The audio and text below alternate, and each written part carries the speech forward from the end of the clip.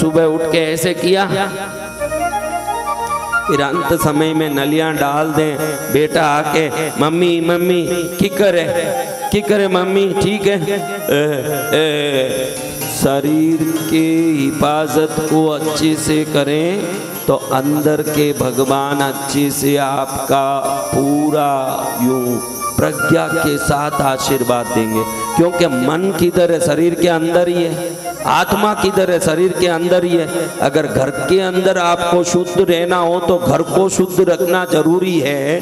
तो अंतर के भगवान को पूर्ण प्रज्ञा से समझना हो तो शरीर को स्वस्थ रखना उतना ही जरूरी है। जिसका शरीर स्वस्थ होगा उसकी प्रज्ञा स्वस्थ होगी, नहीं तो वो बेहोश आदमी क्या करेगा? खुद ही बेहोश है। अभी देखो बेहोश लोगों का अंत में बोला जाता है कि नारायण बोलो नारायण बोलो, वो खुद ही बेहोश में है, ऐसे होश ही नहीं है, ऐसे पड़ा है। तो दूसरे लोग उसके कान में नारायण नारायण बोल के बोलते हैं कि नारायण सुन लिए वैकुंठ में जाएंगे।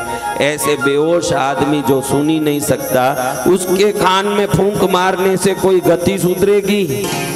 तो मरते समय अगर हमारे को होश रहना है तो वो होश रहने लायक शरीर को रखना पड़ेगा कि नहीं? तो उसके लिए आप क्या कर रहे हो? और अंत में जैसी मति वैसी गति, वो तो आप जानते हो कि अंत में जिस प्रकार की हमारी मति रहेगी हमारी अगले जन्म में वैसी ही हमको गति मिलेगी। पूरा जीवन भक्ति किया ये मायना नहीं रखता। अंतिम श्वास में भगवान का नाम लेने की प्रज्ञा हो तो ही श्वास चलेगा, भगवान का नाम काम करेगा। अगर अंत में वो आजकल देखो 90% लोग नलियां लगी भूंगली लगी हॉस्पिटल में पड़े हैं और मौत आ जाती है, उसकी गति कहाँ सुधरती होगी? तो प्राणायाम भी करें। क्या करें?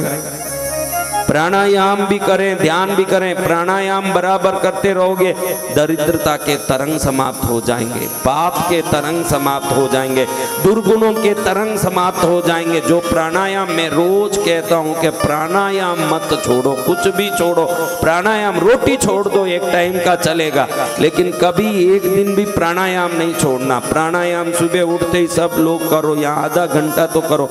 देखो दूसरे आश्रमों में ऐसा है कि कोई भी आए हों तो इतने बजे बराबर पार्थिव शिवलिंग बनाने आना तो आना ही, अगर नहीं आया निकाल दिया जाता, तो सेवा बराबर नहीं कर रहा, ईश्वर का भजन। यहाँ देखो आपको कोई पूछते ही नहीं आप पीछे क्या कर रहे हो क्या नहीं कर रहे हो।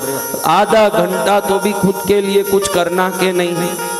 श्वास का 10 मिनट, एक्सरसाइज का 10 मिनट, ध्यान का 10 मिनट, आधा घंटा भी करोगे, इतना आप में बदलाव आ जाएगा। आपको फिर महसूस होगा कि क्यों हम कथाओं में जाते हैं। कथाओं में सिर्फ सुनने नहीं जाते, बदलने जाते हैं। जिस दिन आप बदल जाओगे घर वाले कहेंगे कि अरे पीतल की तरह गई थी मेरी माँ और सोना बन के वापस आ गई, धन्य हो गया मेरा परिवार। पीतल की तरह गए और क्या बन के आ गए?